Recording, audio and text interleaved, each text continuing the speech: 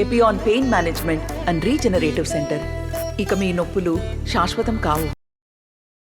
Kakinada parliament అభ్యర్థిగా ఈరోజు చలమల సునీల్ అయితే ఈరోజు నామినేషన్ అయితే మొదలుపెట్టారు. నామినేషన్ ప్రక్రియలో భాగంగా 7 అభ్యర్థులు ఎవరైతే ఉన్నారో వైసీపీ ఎమ్మెల్యే అభ్యర్థులందరితో కూడా కలిసి కాకినాడ కలెక్టరేట్లో నామినేషన్ అయితే సమర్పించిన పరిస్థితి. సార్ చెప్పండి, ఈరోజు నామినేషన్ ప్రక్రియ ఏ విధంగా జరిగింది? భారీగా జనం ర్యాలీ సమూహం ఏ విధంగా ఉందని స్పందన? ఈ రోజున మంచి ముహూర్తం అని చెప్పి పెద్దలు సూచించారు. దాని ప్రకారం 11:48కి నేను నామినేషన్ దాఖలు చేయడం జరిగింది. వైఎస్ఆర్ కాంగ్రెస్ పార్టీ పార్లమెంట్ అభ్యర్థిగా ఈరోజు నేను నామినేషన్ వేయడం జరిగింది. ఎందుకంటే మేము ఎవరూ ఊహించిన విధంగా పెద్ద ఎత్తున కాకినాడ పార్లమెంట్ పరిధిలో ఉన్న 7 అసెంబ్లీ నియోజకవర్గాల నుంచి కూడా పెద్ద ఎత్తున ఈ రోజున సోదరులు సోదరీమణులు అలాగే అవ్వదలు అందరూ కూడా వచ్చి పెద్ద ఎత్తున ఈ రోజున మాకు మద్దతు పలికిన విధానాన్ని చూస్తూ ఉంటే అది చాలా పెద్ద భరోసాగా భావించడమే కాకుండా తప్పకుండా వైఎస్ఆర్ కాంగ్రెస్ పార్టీ ఈ 7 అసెంబ్లీ నియోజకవర్గాలతో పాటు కాకినాడ పార్లమెంట్ని కూడా ఒక భారీ మెజార్టీతో గెలుపు సందేహమే లేదని చెప్పి కూడా మేము అందరం భావిస్తున్నాం. అంటే ఇప్పటి వరకు ప్రక్రియ ప్రచారం ఒక వ్యక్తి అయితే నామినేషన్ చేసిన ప్రచారం మరో వ్యక్తిగా ఉంటుంది. మీ వ్యూహం ఏ విధంగా 7 నియోజకవర్గాలు మీరు ఏ విధంగా వెళ్తారు? నియోజకవర్గ ప్రజలకు ఏ విధమైన హామీలు ఇస్తారు? అంటే అదే అండి, ఇప్పుడు దాకా ఒక లెక్క, ఇప్పటి నుంచి ఒక లెక్క అన్న మాదిరిగా రేపొద్దున ఎలక్షన్ జరుగుతుంది. ఎందుకంటే ఎలక్షన్ ప్రచారాన్ని ముఖ్యమంత్రి జగన్మోహన్ రెడ్డి గారు సూచించిన మేరకు ఈ రాష్ట్రంలో వైఎస్ఆర్ కాంగ్రెస్ పార్టీ ప్రతి ఎమ్మెల్యే అభ్యర్థి కూడా ఈ రోజున ప్రజల్లో మమేకం అవుతూ గత ఎన్నో నెలలుగా కూడా గడప గడపకి కార్యక్రమాలు కానీ రకరకాల కార్యక్రమాల ద్వారా కూడా ప్రజల్లోకి వెళ్ళడం జరిగింది. అలాగే మా నాయకుడి నినాదం మీ ఇంటికి మంచి జరిగితేనే ఓటేయండి అనే నినాదంతో అలాగే రేపు ఇంకో 2 రోజుల్లో ఆయన మేనిఫెస్టో కూడా బయటికి రాబోతుంది. ప్రజలు జగన్మోహన్ రెడ్డి గారి మేనిఫెస్టో కోసం గత నెల రోజులుగా ఎదురు చూస్తున్న వైనాలు కూడా మాకు ఎదురవుతూ ఉన్నాయి. ఈ రోజున జగన్మోహన్ రెడ్డి గారు అందించిన గొప్ప సంక్షేమ అభివృద్ధి పరిపాలనే మా ప్రతి అభ్యర్థికి కూడా కొండంత శ్రీరామ రక్షగా మేము భావిస్తూనే ఉన్నాం. ఈ రోజున కాకినాడ పార్లమెంట్ పరిధిలోనే కాదు రాష్ట్రం మొత్తంలో కూడా ప్రతి ఒక్కరు కూడా జగన్మోహన్ రెడ్డి గారిని దృష్టిలో పెట్టుకునే, ఎందుకంటే మేము ప్రచారాల్లోకి వెళ్ళినప్పుడు కూడా చిన్న అవ్వాతాతలు వాళ్ళు ఏమంటున్నారంటే, అరే బాబు మేము జగన్మోహన్ గెలిపించేసుకుంటాం, వాళ్ళకి ఎమ్మెల్యే అభ్యర్థులతో పని లేదు, ఎంపీ అభ్యర్థులతో సంబంధం లేకుండానే ఈ రోజున పెద్ద ఎత్తున మాకు మమ్మల్ని ఆదరించే విధానం అయితే కానీ స్వాగతం పలుకుతున్న విధానం అయితే కానీ మాకు చాలా చాలా పెద్ద భరోసాగా కూడా మేము భావిస్తున్నాం. అంటే ఇప్పుడు చలమలశెట్టి సునీల్ ఇప్పుడు 4వ సారి అయితే ఇప్పుడు బరిలో ఉన్నారు. ప్రధానంగా చూసుకుంటే నియోజకవర్గంలో స్పందన ఏ విధంగా ఉంది? ఇప్పుడు ఉన్నటువంటి జనసేన నుంచి తంగెల ఉదయ్ శ్రీనివాస్ ఉన్నారు, గెలుపు మాదే అని చెప్పేసి ఉమ్మడి అభ్యర్థి మేమని చెప్పేసి అన్నారు. ఈ పరిణామాలు ఎలా చూడాలి? ఇవాళ పోటీ చేసే ప్రతి వ్యక్తులు గెలవాలనే పోటీ చేస్తారు అండ్ గెలుస్తామనే చెప్పుకొని ముందుకు వెళ్తూ ఉంటారు. కానీ ప్రత్యేకంగా కాకినాడ పార్లమెంట్ నియోజకవర్గం రాజకీయంగా చాలా చైతన్యమైన నియోజకవర్గం. అంటే ఇక్కడ ఓటర్స్ చాలా చాలా తెలివైన వాళ్ళు. గత 3 సార్లు నేను పోటీ చేసినప్పుడు కూడా చాలా అత్యంత స్వల్ప మెజార్టీతో చాలా దగ్గర దాకా వచ్చి ఓడిపోవడం జరిగింది.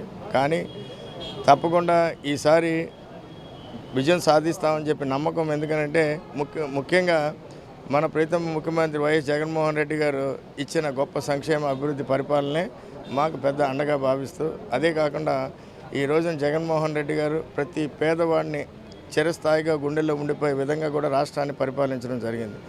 ఒక వాలంటీర్ వ్యవస్థ ద్వారా ఈ రోజున ప్రతి పేద గడపను కూడా ఆదుకున్న విధానం అయితే కానీ నాకు తెలిసి భారతదేశంలో ఎక్కడా జరగలేదు. ఇవన్నీ కూడా మా పార్టీకి అభ్యర్థులుగా ఉన్న మాకు కొండంత అండ. అదే కాకుండా ముఖ్యంగా ఈ ప్రాంతం మీద పూర్తి స్థాయిలో అవగాహన ఉన్న వ్యక్తిగా నేను కూడా నా లోకల్ మేనిఫెస్టోని రూపొందించడం జరిగింది. ఆ మేనిఫెస్టోని కూడా ప్రజల ముందుకు తీసుకెళ్ళి నా ఆలోచనల్ని రేపు నాకు అవకాశం వస్తే ఏ మాదిరిగా కాకినాడ పార్లమెంట్ నియోజకవర్గాన్ని అభివృద్ధి చేస్తాను, ఏ మాదిరిగా యువకులకు అండగా ఉంటాను, ఏ మాదిరిగా రైతులకి అండగా ఉంటాను, ఏ మాదిరిగా ఇక్కడ ఉన్న గ్రామాల్లో అండగా ఉంటానని చెప్పి కూడా నా మేనిఫెస్టో ద్వారా నేను చెప్పడం జరిగింది. ముఖ్యంగా నా మేనిఫెస్టోలో 4 అంశాలు కూడా, ఒకటి 400 గ్రామాలను దత్తత తీసుకుని గ్రామానికి ₹1 కోటి నిధులతో 400 గ్రామాలను కూడా అభివృద్ధి చేయాలని ఆలోచన చేయడం జరిగింది. అలాగే ఇక్కడున్న యువకుల్ని కూడా ప్రత్యేకమైన శిక్షణ ఇప్పించి ఒక భారీ శిక్షణా కేంద్రాన్ని స్కిల్ డెవలప్మెంట్ సెంటర్ని ఏర్పాటు చేసి ప్రతి సంవత్సరం కూడా 5-6 వేల మందిని డైరెక్ట్గా ఉద్యోగాల్లో పెట్టే విధంగా కూడా ఆలోచనలు చేసి హామీలతో కూడా ముందుకు రావడం జరిగింది. అలాగే ఈ కాకినాడ పార్లమెంట్ ప్రాంతం అంతా కూడా పారిశ్రామికంగా చాలా చాలా అనువైన ప్రాంతం. ఈ ప్రాంతంలో రాబోయే రోజుల్లో అంటే రాబోయే 5 ఏళ్లలో కూడా 30,000 నుంచి 40,000 కోట్ల పెట్టుబడులు తీసుకొచ్చి ఈ ప్రాంతాన్ని అంతా కూడా అభివృద్ధి చేస్తామని చెప్పి నినాదంతో ముందుకెళ్ళడం జరిగింది. అలాగే 4వది ఈ ప్రాంతంలో ఉన్న యువకులందరినీ కూడా ప్రోత్సాహం ఇచ్చి వాళ్ళ ఐడియాలతో చిన్న మధ్య తరహా పరిశ్రమలు పెట్టే విధంగా కూడా ఒక స్టార్టప్ ఫండ్ ఒక నిధిని కేటాయించి ఆ నిధి ద్వారా రాబోయే 5 సంవత్సరాల్లో కూడా ఈ ప్రాంతంలోనే ఒక 100 చిన్న తరహా మధ్య తరహా పరిశ్రమలు స్థాపించి ఈ ప్రాంతాన్ని అంతా కూడా అభివృద్ధి చేయాలన్న ఆలోచనతో కూడా ఈ రోజున నేను ప్రజల ముందుకు వెళ్ళడం జరిగింది. ఈ మాదిరిగా మేము ఒక ఆలోచన చేసి ఈ ప్రాంతం మీద పూర్తి అవగాహన ఉన్న వ్యక్తిగా మేము ప్రజల్లోకి వెళ్ళడం జరిగింది. దీనికి భిన్నంగా అవతల సైడ్ నుంచి ప్రధాన ప్రత్యర్థిగా వస్తున్న వ్యక్తి ఏమాత్రం అవగాహన లేనికుండా కేవలం కొన్ని మోసపూరితమైన మాటలతో ఇప్పుడు దాకా కూడా ప్రజలను ఏ మాదిరిగా ఏమార్చారో ఒక వ్యక్తిగత దూషణలతో ఒక కట్టు కథలతో ఏసీ రూముల్లో కూర్చుని సోషల్ మీడియాను అడ్డంగా పెట్టుకుని ఈ రోజున ఎలక్షన్లోకి వెళ్ళడం జరిగింది. నాకు తెలిసి నా ప్రత్యర్థిగా పోటీ చేసిన ఆ వ్యక్తికి ఈ పార్లమెంట్లో ఉన్న 19 మండలాల అడ్రస్ తెలిసా అని కూడా డౌటే నాకు. అడ్రస్ తెలిసేలోపు మాకు ఎలక్షన్ అయిపోతుంది. ఇదంతా కూడా ప్రజలందరూ కూడా పూర్తిగా గమనిస్తూనే ఉన్నారు. పూర్తి స్థాయిలో అవగాహన ఉంది. ఈ ప్రాంతంలో పుట్టి పెరిగిన నా చిన్నతనం నుంచి ఇక్కడ అంతా పెరిగిన వ్యక్తిగా ఈ ప్రాంతం మీద పూర్తిగా అవగాహన ఉన్న వ్యక్తిగా నాకున్న బంధుత్వాలే ఇక్కడ విట్నెస్లు. నేను చేసిన కార్యక్రమాలే ఈ ప్రాంతంలో విట్నెస్లు. నేను ఇచ్చిన ఉద్యోగాలే ఈ ప్రాంతంలో విట్నెస్లు. ఇన్ని విట్నెస్లతో ప్రజలు ముందుకెళ్తున్నాను. నేను 3 సార్లు పోటీ చేసిన ఇదే నియోజకవర్గంలో ఇదే ప్రజల కోసం ఇదే ప్రాంతం కోసం నేను పోటీ చేస్తూ వస్తున్నాను. కానీ దీనికి భిన్నంగా వాళ్ళు వచ్చారు టూరిస్టుగా, గతంలో ఆ పార్టీ నుంచి వచ్చారు టూరిస్టుగా. ఎందుకంటే నాకు వ్యక్తిగతంగా దూషణ చేయడం ఇదే మొట్టమొదటిసారిగా నాకు ఎదురవుతున్న సంఘటనలు ఈ స్థాయిలో ఎందుకంటే కాకినాడ అంటే చాలా ప్రశాంతమైన ప్రాంతం. ఇక్కడ అందరూ రిటైర్డ్ పీపుల్ ప్యారడైజ్ అంటారు. గ్రామాల్లోకి వెళ్తే శుభ్రంగా రైతులందరూ కూడా. పవన్ కళ్యాణ్ గారు నిన్న మాట్లాడుతూ కాకినాడ డ్రగ్స్ మాఫీగా చేస్తున్నారు ఇదంటూ కామెంట్ చేసిన పరిస్థితి ఎలా చూడాలంటే ఇదంతా ఏంటంటే ఆయన ఏ ఊరు వెళ్ళిన ప్రచారంలో ఇవాళ ఏంటంటే అండి ఒక కన్స్ట్రక్టివ్ ప్రచారం చేయాలంటే ఒక ముఖ్యమంత్రుల మీద కానీ ఒక ప్రభుత్వాన్ని మీద కానీ మీకు పూర్తి స్థాయిలో అవగాహన ఉండాలి. అవగాహన ఉంటే ఇవాళ 2,77,000 కోట్లు సంక్షేమ కార్యక్రమాలు జరిగినాయి ఈ రాష్ట్రంలో. ఆ సంక్షేమ కార్యక్రమాల్లో ఏదైనా అవినీతి జరిగితే దాని గురించి మాట్లాడాలి. ఇవాళ పెద్ద ఎత్తున పోర్ట్లు అలాగే హార్బర్లు ఇలాంటివి కడతా ఉన్నారు. అక్కడ ఏమైనా అవినీతి జరిగితే వాటిపై ఆరోపణ చేయాలి. అది ఎక్కడా లేదు. కేవలం మీరు చూస్తూనే ఉన్నారు. ఆయన రోడ్డు మీదకి వచ్చి ప్రచారం మొదలెట్టిన కాడి నుంచి కూడా కేవలం జగన్మోహన్ రెడ్డి గారి మీద వ్యక్తిగత దూషణలు, లేకపోతే ఈ కాన్స్టిట్యున్సీలో ముఖ్యంగా కాకినాడ పార్లమెంటు పరిధిలో ఆయన ఇక్కడికి వచ్చినప్పుడు ప్రతి నియోజకవర్గంలో అయితే ఒక కట్టుకథలు 30,000 మంది ఆడపిల్లలు మాయమైపోయారంట. మరి కేంద్ర ప్రభుత్వం ఏం చేస్తుంది? ఆయన ఈ కూటమిలో కేంద్రం ఉన్నది, భారతీయ జనతా పార్టీ ఉంది. వీళ్ళందరూ ఏం చేస్తున్నారు? 30,000 మంది ఆడపిల్లలు మాయమైపోతుంటే జగన్మోహన్ రెడ్డి గారు ముఖ్యమంత్రి అవగానే ఈ రాష్ట్రంలో ఒక దిశ చట్టాన్ని తీసుకొచ్చి దిశ పోలీస్ స్టేషన్ తీసుకొచ్చి ఈ రాష్ట్రంలో ఉన్న ప్రతి ఆడపిల్లకి ఆడవారందరికీ కూడా నేను అండగా ఉంటానని చెప్పి కూడా ఆయన డెమాన్స్ట్రేట్ చేయడం జరిగింది. ఈ రోజున ఒక డిఎస్పీలో ఒక వ్యవస్థను తీసుకొచ్చి వాళ్ళందరినీ కూడా పరిరక్షణ చేసే విధంగా కూడా ఈరోజు నడుపుతున్న విధానం అయితే ఇలాగ డ్రగ్స్ మాఫియా అండ్ ఇవన్నీ కూడా నిరాధారణమైన ఆరోపణలు కేవలం కొందరు వ్యక్తులను ఏదో రకంగా. ఎందుకంటే పూర్తిగా అవగాహన ఉంటే రాజకీయం అన్నది చాలా చాలా సీరియస్ వ్యవహారం. ఆ సీరియస్ వ్యవహారాన్ని మీరు ఉత్తిగా చూడకూడదు. ఇది ఒక బాధ్యతగా తీసుకుని ఈ బాధ్యతని నిజాయితీగా నిర్వర్తించాలి. ఆ నిజాయితీగా నిర్వర్తించినప్పుడే మీరు పనిచేయగలుగుతారు. ఫైనల్గా చూసుకుంటే ఆయన సునీల్ మా కుటుంబానికి ఎంతో సుపరిచితుడు, ఆయన ఎంతో కూడా అనుబంధం ఉంది. కానీ రాంగ్ టైంలో రాంగ్ పార్టీని తీసుకున్నారని పవన్ కళ్యాణ్ కూడా చెప్పడం జరిగింది. ఇది ఎలా చూడాలంటారు? తప్పకుండా అండి. ఆయన అన్న విధంగానే ఆ కుటుంబంతో నేను చిన్నతనం నుంచి కూడా నేను చిరంజీవి గారి అభిమానిగానే పెరిగాను.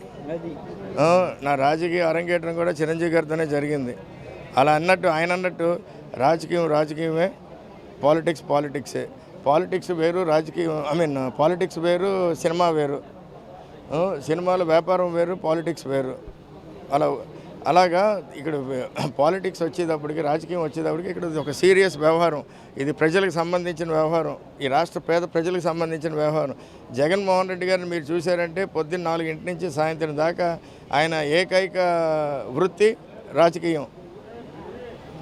అదే వృత్తిలో ఫుల్ టైం కూర్చొని ఈ రాష్ట్రాన్ని ఏ విధంగా, ఎందుకంటే జగన్మోహన్ రెడ్డి గారు 2019లో ముఖ్యమంత్రి అయినప్పుడు ఈ రాష్ట్ర పరిస్థితులు మీ అందరికీ తెలుసు. అప్పుల ఊబిలో ఉన్న ఈ రాష్ట్రాన్ని ఏ మాదిరిగా ఈ 5 ఏళ్ళు, ఎందుకంటే అప్పుడు చెప్తూ ఉండేవాళ్ళు ఈయన ముఖ్యమంత్రి అయితే ఈ రాష్ట్రాన్ని ఒక్క సంవత్సరం కూడా నడపలేడు అని చెప్పి అప్పుడు అంటూ ఉండేవాళ్ళు. ఇవాళ 5 ఏళ్ళు ఈ రాష్ట్రాన్ని ఏ మాదిరిగా నడిపారు? ఎందుకంటే భారతదేశంలోనే నెంబర్ 1 GSDP రాష్ట్రంగా ఆంధ్ర రాష్ట్రం ఉంది. అది ఎందువలన ఉంది? జగన్మోహన్ రెడ్డి గారు అందించిన సుపరిపాలన వల్లనే ఉంది. ఈ రోజున ఏ పేద కుటుంబం కూడా ఆకలితో లేదు, ప్రతి పేద కుటుంబం ముఖంలో చిరునవ్వు ఉందంటే అది జగన్మోహన్ రెడ్డి గారు అందించిన సంక్షేమ కార్యక్రమాలు. సో మా పార్టీకి ఇవాళ మా ప్రచారానికి కూడా ప్రతి ఎమ్మెల్యే కానీ ఇక్కడ అధికారం అనుభవించిన ఎమ్మెల్యేలు కానీ వీళ్ళందరూ కూడా ప్రచారంలోకి ధైర్యంగా వెళ్ళగలుగుతున్నారంటే ఈరోజు జగన్మోహన్ రెడ్డి గారు అందించిన పరిపాలన వల్లే ముందుకెళ్ళగలుగుతున్నారు. కాకినాడ పార్లమెంట్లో గ్లాస్ ఫ్యాన్ స్పీడ్ తట్టుకోగలదంటారా? అసలు ఇవాళ నాకు తెలిసి అయితే మేము ప్రచారంలోకి ఎక్కడికి వెళ్ళినా సగం మందికి ఆ గుర్తు గురించి తెలీదు, ఆ వ్యక్తి గురించి తెలీదు. నా పార్లమెంట్లో అలాంటి వ్యక్తి గురించి గుర్తు గురించి మనం మాట్లాడుకుంటాం కూడా వేస్ట్. సార్ చూస్తున్న పరిస్థితి కాకినాడ పార్లమెంట్ ఈ రోజు అయితే పార్లమెంట్ అభ్యర్థిగా నామినేషన్ అయితే దాఖలు చేశారు. ప్రధానంగా చూసుకుంటే కాకినాడ పార్లమెంట్లో ఉన్నటువంటి యువతకి ఉపాధి లక్ష్యంగా పనిచేసేందుకు కూడా మేమంతా కూడా సిద్ధంగా ఉన్నాం. గత పర్యాయాలు ఏదైతే నియోజకవర్గంలో ఉన్నటువంటి సమస్యలన్నీ తెలిసిన వాడిని కాబట్టి స్థానికుడిని కాబట్టి అన్ని సమస్యలపైన ఆ దృష్టి పెట్టి నియోజకవర్గాల 7 నియోజకవర్గాల అభివృద్ధికి అయితే నేను కృషి చేసేందుకు నేను సిద్ధంగా ఉన్నటువంటి పరిస్థితి ప్రధానంగా ఉందని చెప్తున్నారు. ఏదేమైనా కాకినాడ పార్లమెంట్లో నాకు గెలుపు తథ్యం 4వసారి ప్రజలు నన్ను జీవించేందుకు మొత్తం అందరూ కూడా సిద్ధంగా ఉన్నారని చలమలశెట్టి సునీల్ అయితే ఈరోజు నామినేషన్ వచ్చిన తర్వాత మాట్లాడిన పరిస్థితి ప్రధానంగా ఉందని చెప్పాలి. ఇది కూడా ఉన్న తాజా పరిస్థితి. కెమెరా రాముతో ప్రకాష్, RTV కాకినాడ నుంచి. నమస్తే అండి. ఇది వ్యాపారం గురించి కాదు, ఓటు గురించి. ఎన్నికల్లో ఓటు వేయడం మన హక్కు మాత్రమే కాదు, కర్తవ్యం. ఎంతో మంది మహా నేతలు శ్రమించి ప్రాణత్యాగం చేసి ఈ అవకాశాన్ని మనకిప్పించారు. అందరూ ఓటు వేద్దాం. ఎందుకంటే ఓటు హక్కు ఊరికే రాదు. నా ఓటు ఎవరికో తెలుసా? అది సీక్రెట్ అండి.